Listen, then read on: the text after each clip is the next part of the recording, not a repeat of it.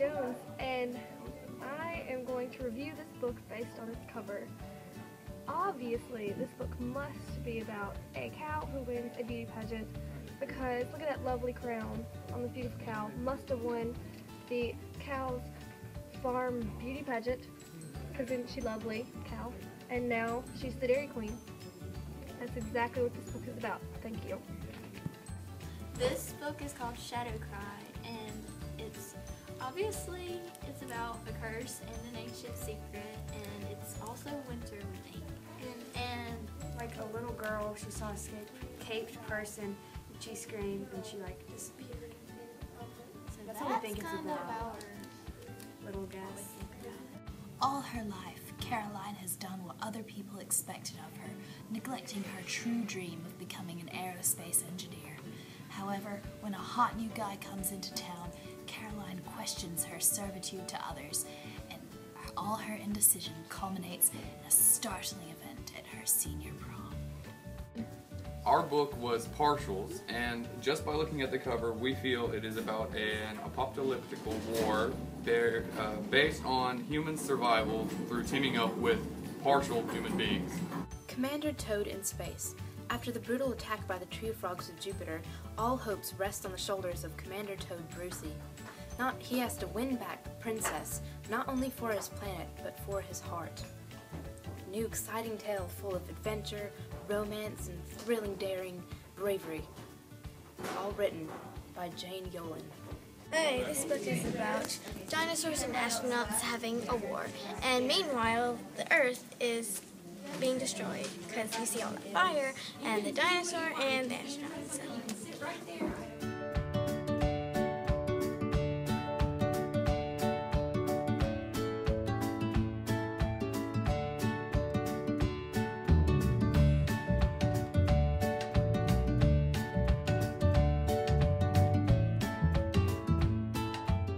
Actually, this book is about a girl who lives in Wisconsin and has a lot of issues and is nothing like a cow winning a beauty pageant, sadly, because that would have been an amazing book. And yeah, she has lots of issues. Good deal. Okay, this is what it's really about. The night of souls, when the veil between the living and the dead is thinnest, is only days away. All Bayern is at war and losing. The wardens have descended, kidnapping innocent citizens for their army, but looking for one in particular. And 15-year-old Kate Winters has just raised a blackbird from the dead. As her home is torn apart by the wardens, Kate's discovered that she is one of the skilled rare people who can cross the veil between life and death, makes her the most hunted person in all of Albion. Only she can unlock the secrets of Wintercraft, the ancient book of dangerous knowledge. Captured and taken into Graveyard City, with its secret tunnels and underground villages, and where her own parents met their deaths 10 years ago, Kate must harness her extraordinary powers to save herself, her country, and the two men she cares for most. She'll make a pact with the murderer to do it. And then it says, those who wish to see the dark, be ready to pay your price. You're sort of right. Kind of good. She awful. The girl, people did get captured. Maybe not by a caped person, and they didn't find about Scream. Well, we thought about a cape person. You see that figure on the front? Yeah. Not So, a caped person. Now, let's see what it's really about.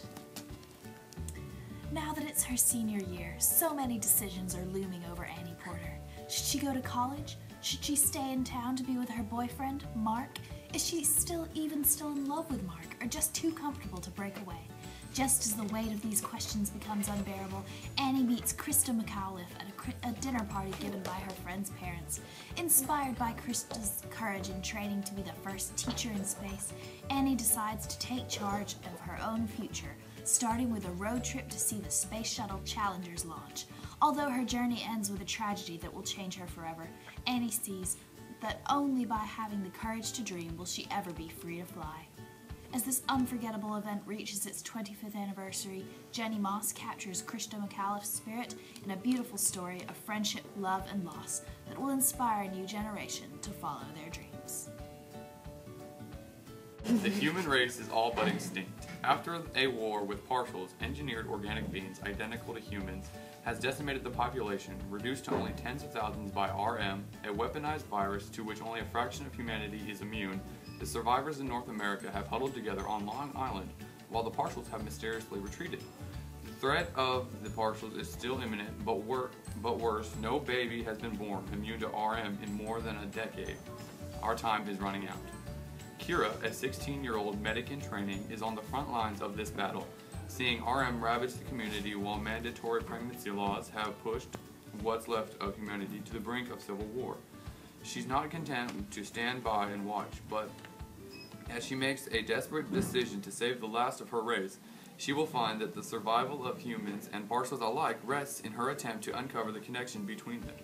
Connections that humanity has forgotten, or perhaps never even knew were there.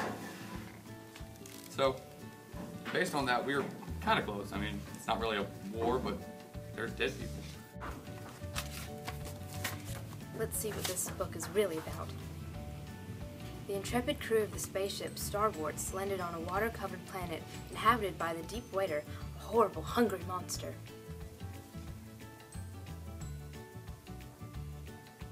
Well, after I found out what it was about, it really isn't about that, what I thought it was, which is a lot more exciting and better story. But it's actually about science fiction, and it's 4 stories: A Gun for Dinosaur, The Sands of Time, An Experiment Science, The Day is Done.